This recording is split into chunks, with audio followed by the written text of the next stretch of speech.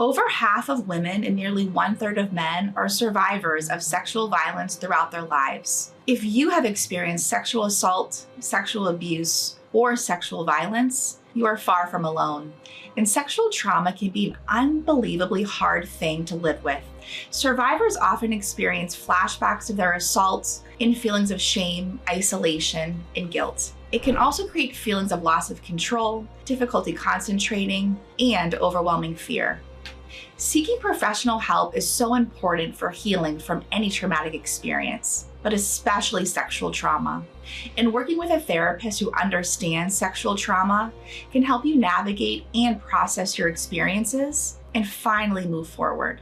So today, we're gonna cover some basic evidence-based approaches that have been shown to be particularly effective for treating trauma or PTSD resulting from sexual abuse or sexual assault. The first one we're going to talk about today is cognitive behavioral therapy, or CBT. So first off, let's get one thing straight. Trauma changes the way your brain processes information, especially when it comes to fear, trust, and self-perception. After experiencing sexual trauma, people often develop negative thought patterns. Things like, I'm broken, it was my fault, I'll never be safe again. These thoughts aren't just distressing, they actively drive behaviors like avoidance, hypervigilance, emotional numbness, and even self-destructive coping mechanisms. So CBT, which is usually practiced through a combination of one-on-one therapy, coping skills, behavioral experiments, and a few other things, directly targets these negative thought patterns and gets you to challenge how you process your experiences, emotions, and behaviors. Let's take cognitive distortions, for example. These are intrusive thoughts that are irrational but feel overwhelmingly real, which survivors take at face value and then develop shame or blame from. So for example, someone might think, this happened to me because I wasn't strong enough to stop it. CBT techniques can get them to recognize the flaw in that thinking and bring them to a more fair reality. The responsibility lies with the perpetrator. I did what I could do in that moment to survive. Another big component is rebuilding confidence and self-esteem. Sexual trauma often destroys a person's sense of safety, trust, and self-worth. So CBT, again, gives you the tools to challenge these ingrained negative beliefs. A statement like, I can't trust anyone, can be challenged through real-world evidence and controlled exposure. I'll never have a normal life. That can be addressed by goal setting and behavioral restructuring. This isn't just about thinking positively, it's about restructuring thought patterns in a way that actually changes behavior and long-term emotional health.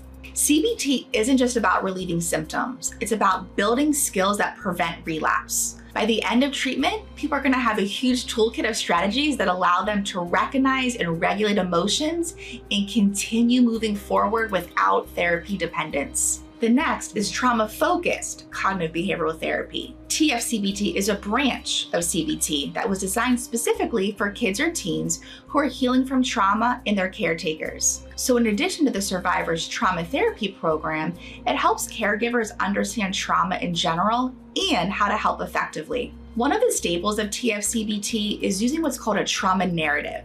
This is essentially a structured way for survivors to process their trauma in small, controlled steps. They'll work with a therapist to gradually expose themselves to their own story in a really safe environment. This is hugely impactful for two reasons. It reduces the emotional power of the trauma by allowing the survivor to build up a tolerance to confronting the events. And the effect of that is that over time, it rewires how the brain stores and recalls those events. Now, let's talk more about this caregiver involvement. Survivors of sexual trauma, especially children and adolescents, benefit from a strong support system. TFCBT gives caregivers the skills to help those survivors, but also to help themselves. For young survivors, caregivers will learn to identify common trauma symptoms, things like nightmares, withdrawal, emotional outbursts. They also learn to identify to what extent the trauma is coming into play in daily life as well as the actions that can help or harm the survivor's processing. Things like avoiding conversations about trauma reinforces fear. Open, supportive communication builds resilience. And so by understanding trauma from a scientific and psychological standpoint, caregivers are better equipped to respond appropriately rather than react emotionally to a child's distress. Caregivers also tend to experience their own secondary trauma after a child discloses abuse. They may struggle with guilt, thinking that they failed to protect them, anger, helplessness. And if you don't address these emotions, they can actually affect the survivor's capacity to recover. TFCBT provides caregivers with their own space to process these emotions constructively so that they don't project their own distress onto the child. Sexual trauma often damages a child's sense of safety and trust, which can extend to their caregivers. TFCBT includes structured family sessions where children and caregivers practice safe, supportive communication and emotional bonding exercises. This strengthens the relationship and ensures that survivors feel secure and supported in their environment. TFCBT modifies traditional CBT techniques to really fit the age and cognitive development of the survivor. For younger clients, this might mean using art, storytelling, or play therapy to express thoughts and emotions rather than just verbal processing. The core concepts remain the same: challenging negative beliefs, reducing avoidance, and improving coping, but the delivery adapts to the survivor's needs. Let's move on to prolonged exposure therapy, or PE. PE therapy is one of the most effective research-backed treatments for PTSD related to sexual trauma. Unlike standard CBT, which focuses on changing thought patterns, PE directly targets the fear and avoidance behaviors that trauma creates. So what's the goal? Rewire the brain's fear response by systematically exposing survivors to trauma-related memories, feelings, and situations without overwhelming them. Here's what that psychological process looks like. The initial trauma forces the brain into survival mode. It labels anything related to the traumatic event as dangerous. This leads to avoidance, which prevents the brain from properly processing the trauma. The problem is that avoidance reinforces fear, which makes triggers more powerful over time.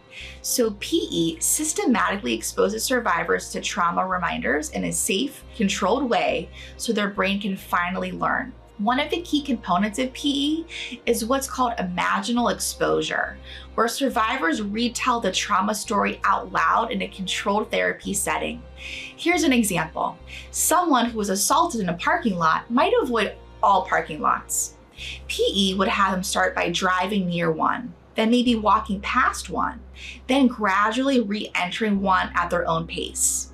What you're trying to do is break the cycle of fear and avoidance, proving that these situations no longer pose a real threat. So PE isn't just about exposure. It's about emotional processing.